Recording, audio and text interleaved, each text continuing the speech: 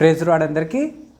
రండి మనం వాక్యంలోకి వెళ్దాం. యాకోబు పత్రిక 5వ అధ్యాయము 14, 15, 16 వచనంని మనం ఈరోజు ధ్యానం చేస్తున్నాము. నేనైతే హిందీ బైబిల్ నుంచి హిందీగా చదువుతాను, మీరు మీ తెలుగు బైబిల్లో మీరు చూసుకోవచ్చు. यदि तुम में कोई रोगी हो तो कलीसिया के प्राचीनों को बुलाएं और वे प्रभु के नाम से उस पर तेल मलेगा और तेल मलकर उसके लिए प्रार्थना करे और विश्वास के द्वारा की गई प्रार्थना से रोगी बच जाएगा और उठ के खड़ा हो जाएगा. చదవబడిన వాక్యంతో దేవుడు మనతో మాట్లాడునుగాక. రండి మనం ప్రార్థన చేసుకుందాం. प्यारे प्रभु जी, धन्यवाद, स्तुति और बड़ाई के साथ आपके चरणों में आके झुक जाके धन्यवाद प्रणाम करते हैं. समय दिया उसके लिए भी धन्यवाद देते हैं. प्रभु जी, पढ़े गए वचन पे आशीष करें, हमसे बात करें, हमारी कमी घटियों को पूरा करें, हमें इंकरेज होने के लिए सहायता और मदद करें.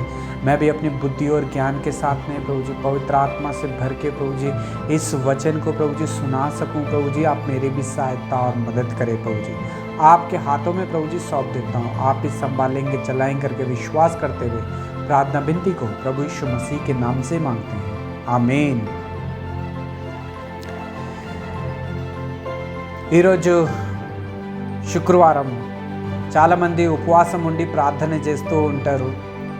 చాలామంది బాగలేని వాళ్ళ గురించి ఈరోజు ప్రార్థన చేస్తూ ఉంటారు. చాలామంది సమస్యల గురించి ప్రార్థన చేస్తూ ఉంటారు. చాలా మంచిది. మనం ఎప్పుడైతే ఉపవాసం ఉండి ప్రార్థన చేస్తామో దేవుడు ఆ ప్రార్థనని వింటాడు, జవాబిస్తాడు.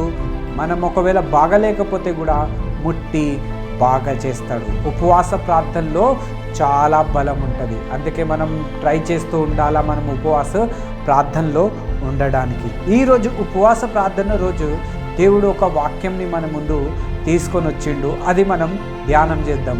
నేనైతే హిందీ బైబిల్లో చదివినాను, మీరు మీ తెలుగు బైబిల్లో చదువుకోవచ్చు. యాకోబు పత్రిక 5వ అధ్యాయము 14, 15, 16 వరకు ఈరోజు మనము ధ్యానం చేయబోతున్నాం.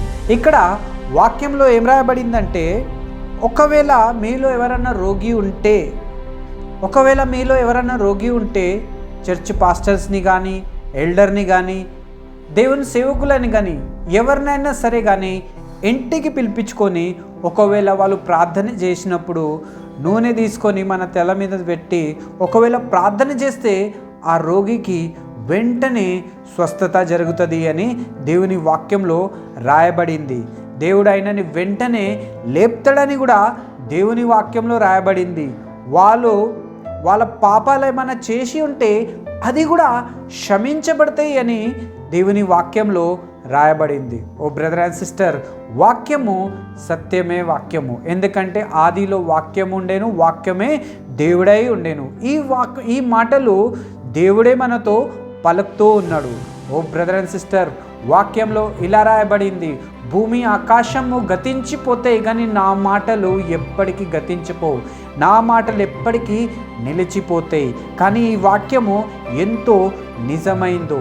ఎప్పుడైతే మనం ప్రార్థన చేపించుకుంటామో అప్పుడే రోగి స్వస్థత పొందుకుంటాడు అని దేవుని వాక్యంలో రాయబడింది. ఈ వాక్యంని చాలాసార్లు మనము విని ఉంటాం, చాలాసార్లు చదివి ఉంటాం, ఎన్నోసార్లు మనం ఈ వాక్యంని కూడా బోధించి ఉంటాం. ఓ బ్రదర్ అండ్ సిస్టర్, ఆయన దేవుడు ఈ వాక్యంని మన ముందు తీసుకొని వచ్చిందంటే దేవుడు మనతో ఈరోజు ఈ వాక్యం ద్వారా మాట్లాడుతూ ఉన్నాడు. ఓ బ్రదర్ అండ్ సిస్టర్, మనం చూస్తాం చాలామంది విశ్వాసీలు బాగలేకుండా అయిపోతున్నారు. చాలామంది విశ్వాసీలు 5 సంవత్సరాల నుంచి 10 సంవత్సరాల నుంచి ఏదో ఒక రోగంతో బాధపడుతూ ఉన్నారు. చాలాసార్లు వాళ్ళు డాక్టర్కి చూపించుకుంటారు, చాలాసార్లు వాళ్ళు పాస్టర్ల దగ్గర పోయి ప్రార్థన చేపిస్తూ ఉంటారు, చాలాసార్లు వాళ్ళు వాక్యంని చదువుతారు. ఒకవేళ మీలో ఎవరైనా రోగి ఉంటే మీరు చర్చ్ పాస్టర్ దగ్గర పోయి, సేవకుల దగ్గర పోయి ఒకవేళ ప్రార్థన చేయించుకుంటే వాళ్ళు ఒక తల మీద నూనె పెట్టి రాసి ప్రార్థన చేస్తే అప్పుడు వెంటనే రోగి బాగైపోతాడు అని ఈ వాక్యంని చదివేసి చాలాసార్లు మనం ఇలా ప్రార్థన చేయించుకుంటాం. మనం కూడా బాగలేనప్పుడు అలాగే చేస్తాం. చాలామంది మనలో ఏం చేస్తారు అంటే వాక్యంని బట్టి చాలాసార్లు ప్రార్థన చేయించుకుంటారు. సేమ్ ప్రార్థన ఆయిల్ పెట్టి ప్రార్థన చేయించుకుంటారు, ఎందుకంటే నేను స్వస్థత పొందాలా అని.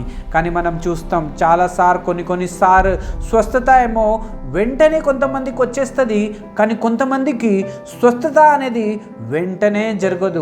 కొన్నిసార్లు 10 సంవత్సరాలు, 15 సంవత్సరాలు, 5 సంవత్సరాల నుంచి అదే రోగంతో మనము బాధపడుతూ ఉంటాం. అప్పుడు ఆలోచించుతూ ఉంటాం, అబ్బా ఎవరు ఈ పాస్టరు, ఎన్నిసార్లు ప్రార్థన చేయించుకుంటున్నాము, ఆయన నా రోగము బాగా అవుతలేదు అని.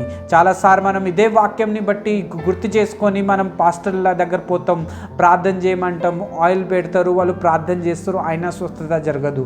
మనం ఎన్నో పాస్టర్లని మార్చుతూ ఉంటాం. ఎవరైనా ఒక్కరైనా మనకి బాగా చేయగలుగుతాడేమో అని, ఈయనకి స్వస్థత వరం ఉంది అని అనుకొని వాళ్ళ దగ్గర కూడా చాలా దూరం దాకా కూడా వెళ్తాం మనము ప్రార్థన చేయించుకోవడానికి. కొన్నిసార్లు ఏమవుతుంది అంటే, ఎంతమంది దగ్గర ప్రార్థన చేయించుకున్నా మనకి స్వస్థత మాత్రం జరగదు. ఓ బ్రదర్ అండ్ సిస్టర్, అప్పుడు మనం ఆలోచించుతూ ఉంటాము, వాక్యంలో ఇలా రాయబడింది కదా, ఎవరైనా బాగలేకపోతే సంఘ పెద్దోళ్ళని, సేవకులని, పాస్టర్ల దగ్గర పోయి ప్రేయర్ చేయించుకుంటే, వాళ్ళు ఆయిల్ పెట్టి ఒకవేళ ప్రార్థన చేస్తే రోగి బాగా అయిపోతాడని వాక్యంలో ఉంది కదా, వెంటనే రోగి లేచి నిలబడతాడని కూడా వాక్యంలో ఉంది కదా, ఆయన పాపాలు కూడా క్షమించబడతాయి అని వాక్యంలో ఉంది కదా, ఎందుకు నాకు స్వస్థత జరుగుతలే అని ఒక్కొక్కసారి మనము ఎంతో క్వశ్చన్ వేసుకుంటాం, బాధపడుతూ ఉంటాం.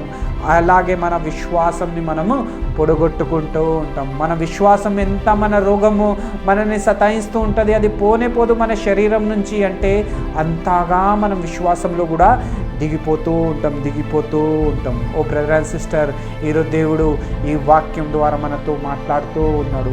ఒక వ్యక్తి ఉన్నాడు అనుకో, ఆ వ్యక్తికి ఒక రోగం వచ్చిందనుకో, ఆ వ్యక్తి ఏం చేస్తాడు, డాక్టర్ దగ్గరికి వెళ్తాడు. డాక్టర్ దగ్గరికి వెళ్ళి ఆయనకు చెప్తాడు, చూడండి డాక్టర్ గారు, నాకు ఈ రోగం ఉంది అని. డాక్టర్కి ఒకవేళ అర్థం కాకపోతే ఆయన కొన్ని టెస్టులు చేయమని చెప్తాడు, బ్లడ్ టెస్టో, స్కానో ఏదో ఒకటి చేయమని చెప్తాడు. ఎప్పుడైతే రిపోర్ట్స్ వస్తాయో అప్పుడు నా దగ్గరికి తిరిగి రా అని చెప్తాడు డాక్టర్. మనం పోతాం, టెస్ట్ చేయించుకుంటాం, బ్లడ్ టెస్ట్ చేయించుకుంటాం. ఎప్పుడైతే ఆ రిపోర్ట్స్ వస్తాయో ఆ రిపోర్ట్స్ తీసుకొని వచ్చి మనం ఎక్కడ పోతాం, డాక్టర్ దగ్గర పోతాం. ఎప్పుడైతే ఆ డాక్టరు ఆ రిపోర్ట్స్ని చూస్తాడు, ఆ రిపోర్ట్స్ని చూసేసి వెంటనే మనకి మందులు ఇచ్చేస్తాడు. అప్పుడు మనమైతే ఆ మందులు ఎప్పుడైతే వేసుకుంటామో అప్పుడే బాగా అయిపోతాం. చూడండి, ఈ లోకంలో ఉన్న డాక్టర్ కూడా మనం బాగలేకపోతే చూపిస్తే కూడా ఆయన కూడా మందులు ఇవ్వలేడు. ముందేమంటాడు, టెస్ట్ చేయించుకోండి, అప్పుడే నేను మందులు ఇస్తాను అని. ఎప్పుడైతే మనం టెస్ట్ చేయించుకుంటామో అప్పుడే మనకి మందులు ఇస్తాడు, అప్పుడే మనం బాగా అయిపోతాం. ఓ బ్రదర్ అండ్ సిస్టర్, ఎందుకంటే ఎప్పటి వరకు మనం టెస్ట్ చేపియము, ఆ రోగం అనేది ఏంటిది, ఎక్కడుంది, అది ఎప్పటికీ మనకు తెలియదు. స్కాన్ చేపిస్తే, టెస్ట్ చేపిస్తే, బ్లడ్ టెస్ట్ చేపిస్తేనే అందులో మనకి బయటపడుతుంది. ఓ బ్రదర్ అండ్ సిస్టర్, ఈరోజు దేవుడు ఈ వాక్యం ద్వారా కూడా మనతో మాట్లాడుతున్నాడు. ఎన్నో సంవత్సరాల నుంచి నీకు బాగలేదా? ఎన్నో సంవత్సరాల నుంచి నువ్వు రోగంతో బాధపడుతున్నావా? ఎన్నో సంవత్సరాల నుంచి లేవలేకపోతున్నావా? ఎన్నో సంవత్సరాల నుంచి పాస్టర్ల దగ్గర పోయి ప్రేయర్ చేయించుకుంటున్నావా? పాస్టర్లు మార్చేస్తున్నావు, ఆయిల్ పెడుతున్నారు, ప్రార్థన చేస్తున్నారు, అయినా నువ్వు బాగా అవుతలేవు అంటే ఈరోజు దేవుడు ఈ వాక్యంతో మాట్లాడుతూ ఉన్నాడు. చాలాసార్లు మనం అనుకుంటాం, ఇది ఏం పాస్టరో, ఏం ప్రార్థన చేసినో, కొంచెం కూడా నాకు స్వస్థత లేదు అని మనం నిరాశలో వెళ్ళిపోతాం. విశ్వాసం కూడా కొన్నిసార్లు మనం విశ్వాసంలో కూడా పడిపోతూ ఉంటాం. ఇలాంటి నిరాశ, రోగం మన శరీరంలో ఉందనుకో, అది మన విశ్వాసంని కూడా బలహీనం చేసేస్తుంది. ఓ బ్రదర్ అండ్ సిస్టర్, ఈరోజు టెస్ట్ చేయాల్సింది నువ్వు పాస్టర్లని కాదు, డాక్టర్లని కాదు. ఒకవేళ బాగా అయితలేవు అంటే దేవుడి వాక్యం ద్వారా మనతో మాట్లాడుతున్నాడు. ఈరోజు టెస్ట్ చేయాల్సింది ఎవరికి అంటే నేను నాకు పరీక్షించుకోవాలా. ఎప్పటి వరకు అయితే నేను నాకు పరీక్షించుకోను అప్పటి వరకు అది తెలియదు ఆ రోగం మనకు ఎందుకు వచ్చింది. దేవుడు మనకు ఒక శరీరంని ఇస్తాడు, మంచి శరీరంని ఇస్తాడు. ఆ శరీరంలో లోపల ఒక రోగం అనేది ఒకటి వచ్చిందంటే అది ఎందుకు వచ్చింది అంటే దాన్ని మనం పరీక్షించుకోవాలా. అది నా శరీరంలో ఎందుకుంది అంటే కూడా మనం పరీక్షించుకోవాలా. అది నా శరీరంలో ఎందుకు దూరింది అని కూడా మనము పరీక్షించుకుంటేనే తెలుస్తుంది. ఎలా పరీక్షించుకోవాలంటే వాక్యంలో రాయబడింది 5వ అధ్యాయము 16వ వచనంలో ఏముంది అంటే, తుమ్ ఆపస్ మే ఏక్ దూసరే సామ్నే అప్నే అప్నే పాపం కో మాన్ లో. మీరు ఒకటి ముందు ఒకరు పోయి మీరేం చేయాలంట, మీ పాపాలని మీరు ఒప్పుకోవాలా, సరి చేసుకోవాలా, క్షమాపణ అడగాల.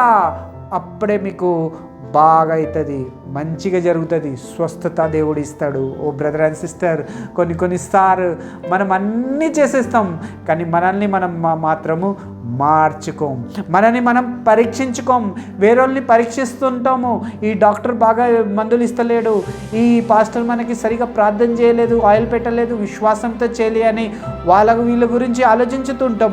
కానీ మనల్ని మనం పరీక్షించుకోవడం మనము మర్చిపోతాం. ఈరోజు దేవుడు ఈ వాక్యం ద్వారా మనతో మాట్లాడుతున్నాడు. ఒక తండ్రి ఎప్పుడు కోరుకుంటాడు వాళ్ళ పిల్లలు మంచిగా ఉండాలా, స్వస్థతగా ఉండాలా, మంచి ఆరోగ్యం ఉండాలా అని ఒక తండ్రి కోరుకుంటాడు. అలాగే మన పరలోక తండ్రి కూడా అలాగే కోరుకుంటాడు. మన పిల్లలు బాగుండాలా, నా బిడ్డ బాగుండాలా, స్వస్థత ఉండాలా, ఆరోగ్యంతో ఉండాలా, మంచి ఆరోగ్యంతో ఉండాలా, మంచి సాక్షిగా ఉండాలా అని దేవుడు కూడా నీ గురించి నా గురించి కోరుకుంటున్నాడు. కానీ మనం చేయాల్సింది ఏంది? ఒకసారి మనల్ని మనం పరీక్షించుకోవాలా. యాకోబు పత్రిక 5:16 ఏం రాయబడిందంటే, మనల్ని వేరోల్ని పరీక్షించడం కాదు, మనల్ని మనం పరీక్షించుకోవాలా. కొన్నిసార్లు మనం కొంతమందికి బాధ పెట్టేస్తాము. ఒకవేళ మనకు అర్థమైనా కూడా ఆయనకు కొన్నిసార్లు మనము సారీ చెప్పలేకపోతాం. ఎందుకు అంటే నేను సారీ చెప్తే ఏమనుకుంటాడో అని మనం అనుకుంటాం. కొన్నిసార్లు మనం ఎంతో మంది మీద నష్టం చేయాలని కోరుకుంటాము, అది ఇంకా మనసులో అట్లానే పెట్టుకుంటాము. నష్టం ఏదో ఒక రోజు చేసేస్తాం. కొన్నిసార్లు ఇలాంటిది ఒక విశ్వాసి మానుకోరు. కొన్నిసార్లు ఒక విశ్వాసి ఇంకొకరితో చెడు చేస్తారు, కానీ అది కూడా చెడు చేసినాక కూడా అయ్యో నేను చెడు చేసినానని కూడా గ్రహించడు ఆయన. ఓ బ్రదర్ అండ్ సిస్టర్, ఒకవేళ నువ్వు కూడా ఇలాంటి పాపంలో ఒకవేళ జీవిస్తున్నావా, ఒకరిని నష్టం చేసినావా, ఒకరిని బాధ పెట్టినావా, ఒకరికి తప్పు చేయాలని అనుకుంటున్నావా, ఒకరికి నష్టం చేద్దామని ఆలోచించుతున్నావా, ఒకరికి నష్టం చేసినావు కానీ ఎప్పుడు ఆయనకి పోయి సారీ చెప్పలేదు, తప్పైపోయింది క్షమించు అని ఎప్పుడు ఒకవేళ అడగలేకపోతే ఈరోజు దేవుడు ఈ వాక్యంతో మనతో మాట్లాడుతూ ఉన్నాడు. వాక్యంలో ఏం రాయబడిందంటే, వాక్యం ఎంతో నిజమైంది. ఒకవేళ మీలో ఎవరైనా రోగి ఉంటే వాళ్ళు పాస్టర్ల దగ్గర పోయి, సేవకుల దగ్గర పోయి ప్రార్థన చేపిస్తే వాళ్ళు వెంటనే స్వస్థత జరుగుతుంది. ఒకవేళ నీకు అలాగే చేసినా కానీ నీకు స్వస్థత జరగలేదు, నువ్వు లేచి నిలబడలేకపోతున్నావు అంటే ఈరోజు దేవుడు నీతో మాట్లాడుతూ ఉన్నాడు. వాక్యంలో 16 ఏం రాయబడిందంటే, మనం ఒకరి ముందు ఒకరు పోయి ఏం చేయాలంట, మన పాపాలని ఒప్పుకోవాలా. బ్రదర్ సిస్టర్, నేను నీకు ఇది నష్టం చేయాలని అనుకున్నాను, నాకు క్షమించు. నేను ఈ నష్టంని నీకు చేసేసినాను, నన్ను క్షమించు. నేను ఎన్నో రోజుల నుంచి నీ మీద కోపంతో ఉన్నాను, నన్ను క్షమించు. నేను ఎన్నో రోజుల నుంచి ఒక పాపం చేస్తూనే ఉన్నాను, నన్ను క్షమించు. నేను స్వార్థపడుతున్నాను దేని గురించో, నేను ఈరోజు నుంచి స్వార్థపడను, నన్ను క్షమించు అని అడగాల. ఎప్పుడైతే మనం మోకరించి కన్నీళ్ళు కార్చి ప్రార్థన చేస్తాం, ప్రభు నన్ను క్షమించు, నాలో ఈ రోగం ఎందుకు వచ్చింది అంటే నేను ఇలా ఉన్నాను, నా జీవితం ఇలా ఉంది, అందరినీ పరీక్షిస్తాను కానీ నన్ను పరీక్షించనే లేను ప్రభా, నన్ను క్షమించు అని ఒకవేళ ఈ ప్రార్థన చేస్తే దేవుడు మనల్ని క్షమిస్తాడు. దేవుడు మనకి ముట్టి బాగా చేస్తాడు. దేవుని దగ్గర నుంచి దేవుడు మనకి ఒకవేళ క్షమాపణ ఇవ్వాలా, నన్ను ముట్టి బాగా చేయాలంటే మనం దేవునితో కనెక్షన్ ముందు పెట్టుకోవాలా, దేవునితో సంబంధం మనకి పెట్టుకోవాలా. దేవునితో మనకి సంబంధం ఎట్లా ఏర్పడుతుంది? ఎప్పుడైతే మోకరించి ప్రార్థన చేస్తాం, ప్రభా నేను పాపిని, నన్ను క్షమించు, నీ రక్తంతో కడుగు, నీ బిడ్డని నన్ను చేసుకో అని ఒక చిన్న ప్రార్థన చేస్తే దేవుడు నీ ప్రార్థనని వింటాడు, నేను క్షమిస్తాడు, నేను ముట్టి బాగా చేస్తాడు, నీకు మళ్ళీ లేచి నిలబడేలాగా చేస్తాడు. నీ పాపాలు ఏమైనా ఉంటే అది కూడా దేవుడు క్షమించేస్తాడు. ఎప్పుడైతే నువ్వు నీ పాపాలని దేవుని ముందు కానీ ఒప్పుకుంటూ. ఓ బ్రదర్ అండ్ సిస్టర్, చాలా సంవత్సరాల నుంచి రోగంతో బాధపడుతున్నావా? చాలామంది పాస్టర్ దగ్గర పోయి ప్రేయర్ చేయించుకున్నావా ఆయిల్తో, అయినా నీకు బాగా అవుతలేవు అంటే దేవుడు ఈరోజు ఈ వాక్యంతో మనతో మాట్లాడుతున్నాడు. 16 ఏం రాయబడిందంటే, మనం ఒకళ్ళు ముందు ఒకళ్ళు పోయి ఏం చేయాలంట, పాపాలని ఒప్పుకోవాలా, దేవుని ముందు పాపాలని ఒప్పుకోవాలా, సరి చేసుకోవాలా. ప్రభా ఇది నష్టం చేద్దాం అనుకున్నాను, ఇది స్వార్థపడుతున్నాను ప్రభా, నేను ఇలా చేయొద్దు ప్రభా, నా జీవితంని సరి చేసుకోవాలా. ఎలా అయితే ఒక వ్యక్తి డాక్టర్ దగ్గర పోయి రిపోర్ట్స్తో పోతాడు, అప్పుడే సరైన మందు ఇస్తాడు, అలాగే మనల్ని మనం పరీక్షించుకొని నాలో ఈ తప్పు ఉంది ఎప్పుడైతే ఒప్పుకుంటామో అప్పుడు దేవుడు కూడా నిన్ను స్వస్థపరుస్తాడు. దేవుడి వాక్యంతో మనతో మాట్లాడును గాక. God bless you.